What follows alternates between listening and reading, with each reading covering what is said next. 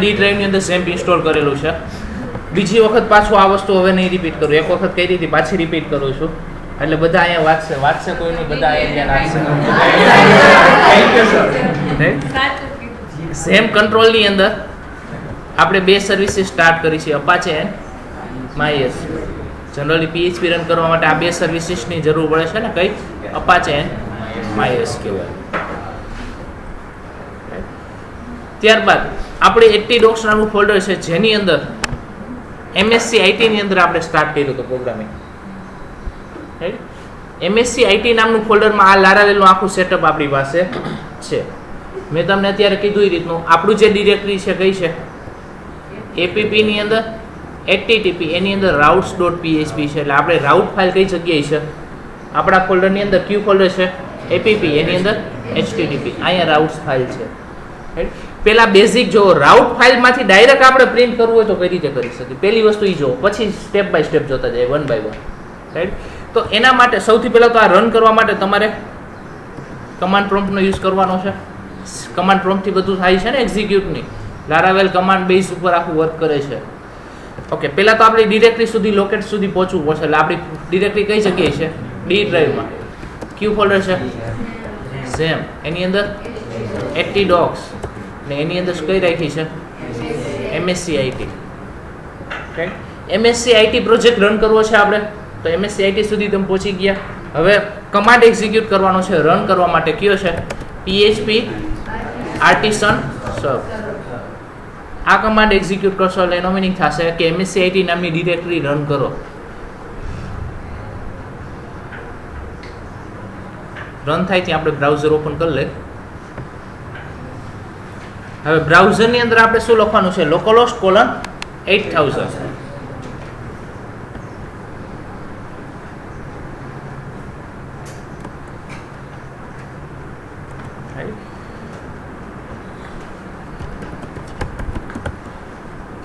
એટલે MSc IT નામની directory આખી એક્ઝિક્યુટ થઈ ગઈ છે.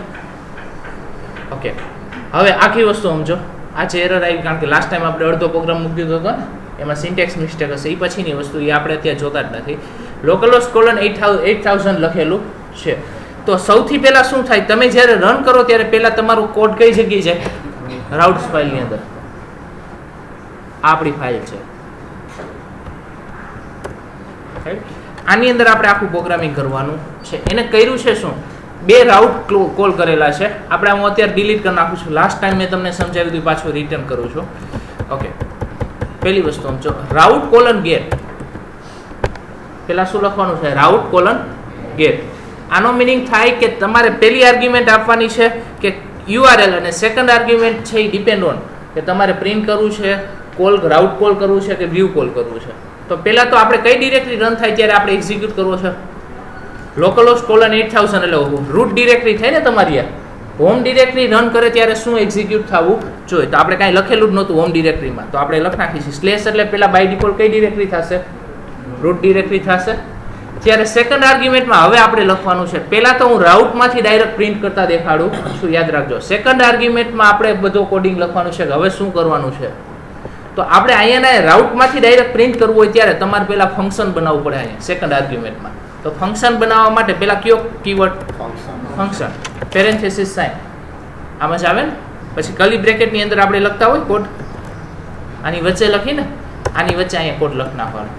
એટલે આનો મિનિંગ થાય કે સ્લેશ કરીને રન કરે ત્યારે આની અંદરનો કોડ એક્ઝિક્યુટ થાય. એટલે ફંક્શન ક્રિએટ કરવાનું અને આની વચ્ચે આપણે ડાયરેક્ટ કોડ લખવાનો છે. આપણે ડાયરેક્ટ પ્રિન્ટ કરવું છે હરિવંદના કોલેજ, તો અહીં લખી નાખો, પ્રિન્ટ કરો હરિવંદના કોલેજ. એટલે આનો મિનિંગ થાય કે જ્યારે યુઆરએલમાં slash direct first time open થાય ત્યારે આઉટપુટમાં શું પ્રિન્ટ કરો, હરિવંદના કોલેજ. અહીંયા જ ફંક્શન બનાવ્યું અને આની અંદર ડાયરેક્ટ કોડ લખવાનો આપણે સ્ટાર્ટ કરી દીધો છે. રેડી, જોઈ લ્યો. રેડી, ફર્સ્ટ ટાઈમ એરર એટલા માટે આવ્યું હતું કારણ કે તમે સ્લેશ કરીને કાંઈ રન કરવાનું કીધું જ નહોતું ને. ફર્સ્ટ ટાઈમ રૂટ ડિરેક્ટરીમાં રન કરવાનું કાંઈ કીધું નહોતું, એટલા માટે બાય ડિફોલ્ટ રૂટ ડિરેક્ટરી માટે આપણે કોલ કરેલું છે. સમજાણું આટલી વસ્તુ. હવે તમે આવું પણ કરાવી શકો, /abc. એટલે આનો મિનિંગ શું થાય, /abc કરીને રન કરો ત્યારે આઉટપુટમાં આવવું જોઈએ. તો બાય ડિફોલ્ટ રૂટ ડિરેક્ટરી માટે તમે કાંઈ કીધું જ નથી, એટલે રૂટ ડિરેક્ટરીમાં એરર આવે ને, આવું પેજ નથી મળતું એને. આવું કંઈ મળતું નથી. સ્લેશ એબીસી કયો ત્યારે હરિવંદના કોલેજ આવે. સમજાણું? એટલે વેબસાઇટનું નામ સ્લેશ એબીસી થયું ને. આ તો અત્યારે વેબસાઇટનું નામ શું થશે? એક્ઝામ્પલ તરીકે localhost:8000. સમજાણું આખી વસ્તુ કે નહીં? આટલું પેલું રાઉટમાંથી પ્રિન્ટ કઈ રીતે કરવું એ સમજાણું કે નહીં? આટલી વસ્તુ રાઈટ. આપણે પ્રોજેક્ટનું નેક્સ્ટ વીકથી સ્ટાર્ટ કરાવશો. પહેલાં આ વીકમાં હું બધું તમને કરાવી દઉં છું. બેઝિક કઈ રીતનું પ્રિન્ટ થાય, કઈ રીતનું કન્ડિશન મુકાય, કઈ રીતની વાઇલ લૂપ, કઈ રીતની કનેક્ટિવિટી. ક્લિયર આટલી વસ્તુ બધાને? ઓકે. નેક્સ્ટ પ્રિન્ટ કરતા આવડી જશે. પહેલી આર્ગ્યુમેન્ટ કઈ છે? URL.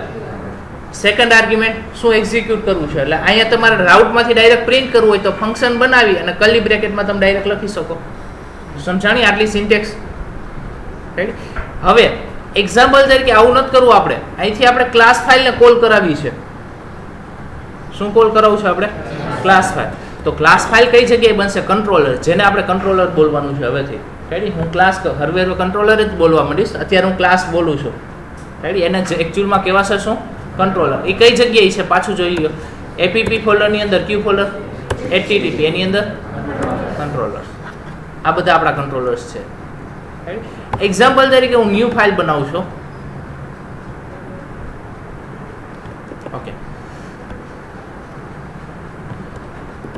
ન્યૂ ફાઇલ નથી બનાવતો કારણ કે એની સિન્ટેક્સ પાછી નહીં આવે. અધરવાઇઝ કમાન્ડથી પણ તમે ક્રિએટ કરાવી શકો. એક વસ્તુ આ ભૂલી જાઓ, પાછું રિટર્ન અહીં ધ્યાન આપજો. કમાન્ડથી કઈ રીતે ક્રિએટ થાય ને એ પહેલાં હું તમને શીખવાડી દઉં. ક્લાસ ફાઇલ તમારે કંટ્રોલર કમાન્ડ થ્રુ કઈ રીતે ક્રિએટ થાય એ પહેલી વસ્તુ હું તમને દેખાડી દઉં. સો અધરવાઇઝ તમારો બેસ્ટ બેનિફિટ છે તમારે કમાન્ડ નો એક્ઝિક્યુટ કરવું હોય તમારી પાસે છે જ ફાઇલ લાસ્ટ ટાઈમ બનાવી કોપી એન્ડ પેસ્ટ કરી નાખો. ડાયરેક્ટ ફાઇલનું નામ રિનેમ કરી નાખો. કમાન્ડ થ્રુ એક્ઝિક્યુટ કરાવી હોય તો એના માટે કઈ રીત થશે એ જોઈ લો. એક્ઝામ્પલ તરીકે હું પહેલાં રૂટ ડિરેક્ટરી કમાન્ડ રાખું છું. CMD એટલે કમાન્ડ પ્રોમ્પ્ટ થશે. કઈ ડિરેક્ટરી છે આપણે? બીજું કમાન્ડ પ્રોમ્પ્ટ ઓપન કરું છું. આ કમાન્ડ પ્રોમ્પ્ટમાં હવે કાંઈ નથી કરવાનું કારણ કે અહીંયા જે એક્ઝિક્યુશન થાય છે એ બધી વસ્તુ છે.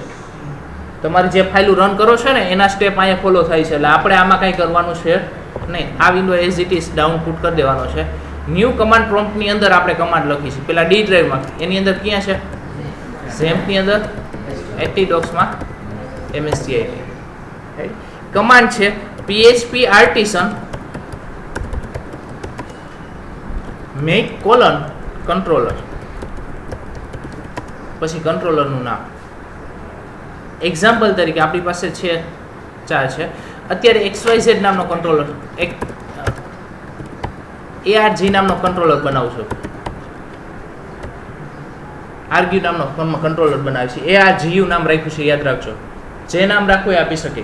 એન્ટર આપશો એટલે તમારો કમાન્ડ એક્ઝિક્યુટ થશે. કંટ્રોલર ફાઇલ બની ગઈ. જો નીચે મેસેજ આવી ગયો કંટ્રોલર ક્રિએટેડ સક્સેસફુલી.